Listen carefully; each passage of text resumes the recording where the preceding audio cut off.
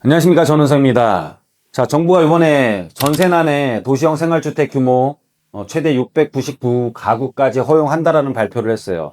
자, 이런 정책들이 나오는 이유는 뭐냐면 사실상 주택 공급이 부족하다라는 것을 정부가 인정을 한 것이고, 주택 공급이 지금 모자라다, 이런 지금 분석들을 아마 전문가들이 많이 할 거예요. 그런데 저희 회사는 조금 다르게 오늘 분석을 해드리도록 하겠습니다.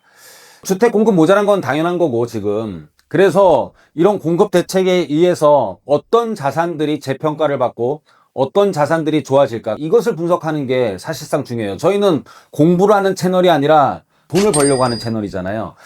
자, 그래서 지금 여러 가지 지금 정책들이 나오고 있는데, 수도권의 아파트 10만호 조기 착공을 지원은 한다고 하지만 사실상 이게 잘 안 되기 때문에, 단시간에 일어날 수 없기 때문에 도시형 생활주택 단기간에 공급할 수 있는 비아파트 공급을 확대를 한다. 이 비아파트 공급을 확대를 하게 되면 어떻게 되느냐, 제가 보기에는 비아파트 공급을 하는 동안은 시행사들, 그러니까 공급책들이 아파트 공급은 안 하고 여기에 대한 공급을 확대하고 지원을 하게 되면은 비아파트로 사업을 많이 할 가능성이 높아져요. 그러면은 비아파트 사업을 많이 하게 되면은 상대적으로 아파트 값이 더 올라갈 가능성이 높고 아파트가 더 희소해질 가능성이 높고요.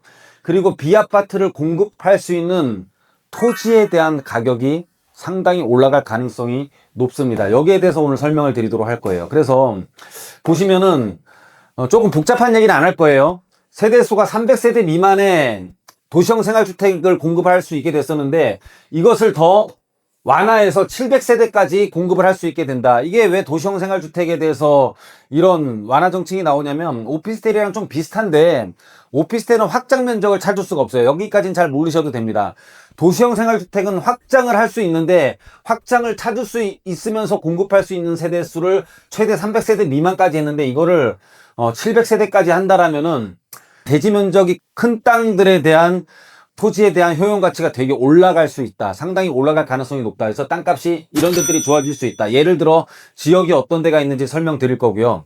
그리고 북창긴 도로가 좋은 것들 여러분들 알 수 있을 거예요. 정북 방향으로 일정 높이를 띄어야 되기 때문에 서울시에서 이제 뭐 빌라를 짓기 위해서는 단독 다가구를 철거를 보통 하고 집을 짓잖아요.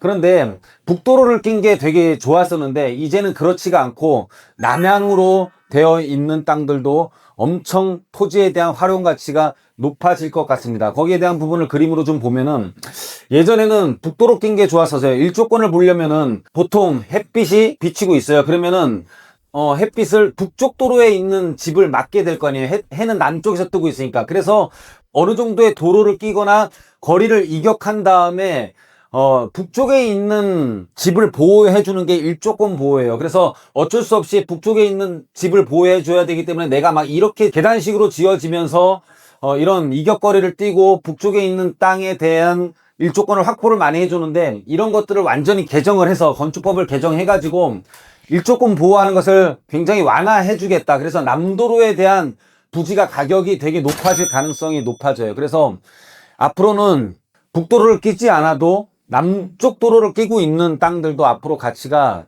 되게 좋아질 걸로 판단이 됩니다. 왜냐하면 일조권 보호에 대한 것들이 굉장히 완화되기 때문에. 그리고 아까 말씀드렸다시피 상업지역이지만은 상권이 좀 떨어져 있던 예를 한번 들어볼게요. 뭐 수유역의 남단에 여기랑 붙어 있지 않은, 지금 이런 데들도 오피스텔이나 도시형 생활주택들이 많이 공급되고 있지만, 예를 들어 상권이 좀 없는 상업지역들, 이런 지금 상업지역들에 대한 토지의 가치가 굉장히 많이 올라갈 것 같아요. 예를 들어 장안평역에 여기에 붙어 있지 않지만 좀 떨어져 있는 곳, 옛날에 경남 아파트 헐고 지어져 있는 새로 뭐 오피스텔 지은 이쪽 지역들, 그러니까는 상권이 발달하지 않은 상업지역, 준주거지역, 그리고 공업지역에 대한 토지 가치가 상대적으로 굉장히 지금 쓸모없는 땅처럼 느껴졌지만은 앞으로 가치가 되게 올라갈 것이다. 그렇게 판단이 됩니다. 그리고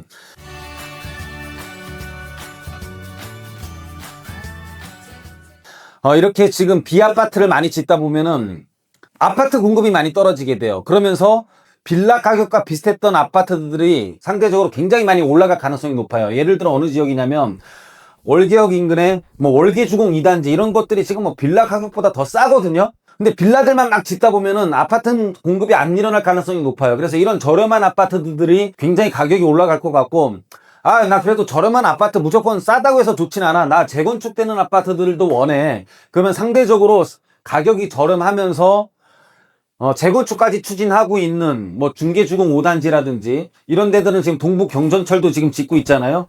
지하철 역세권에 포함되면서 재건축도 추진하고 있고 상대적으로 빌라 가격 정도밖에 안 되는 이제 이런 아파트들 재건축 추진하고 있거나 또는 상대적으로 공급이 안 일어나는데 빌라보다 좀 가격이 좀 저렴하게 평가되어 있는 이런 아파트들 가격들이 올라갈 가능성이 높아요. 그래서 정책이 나오면서 세 가지 가장 큰 이득을 볼 게 첫 번째, 상권이 좀 떨어지는 상업지역, 준주거지역, 공업지역에 대지가 큰 땅들, 대지가 굉장히 큰 땅들이 상대적으로 되게 저렴했지만 이런 쪽에 지금 공급하기 위해서 사업 시행자들이 많이 붙으면서 가격이 많이 올라갈 거고요. 그리고 빌라를 공급하는 땅들 중에 북도로 땅들만 엄청나게 인기가 많았었는데 이 남쪽 도로를 낀 땅들도 가격이 앞으로 되게 많이 올라갈 가능성이 높다. 그리고 세 번째, 빌라 가격 정도밖에 안 되는 저렴한 아파트의 가격이 오히려 더 빚을 볼 가능성이 높아지기 때문에 이런 쪽에 여러분들이 자산에 대해서 다시 한번 관심을 가지시면은 이쪽들의 인기가 올라가면서 가격이 굉장히 많이 올라갈 것으로 판단이 됩니다. 그래서 오늘 말씀드리려고 하는 것은 이런 정책들이 나오면은 상대적으로 어디가 돈이 될 것인가를 여러분들이 찾는 좀 습관을 가지셔야 됩니다. 자, 요번 나온 정책을 예를 들어 저희 회사는 이렇게 분석하고 있다는 것을 보여드리기 위해서 오늘 강의는 준비했습니다. 자, 오늘 강의는 여기서 마치도록 하겠습니다. 감사합니다.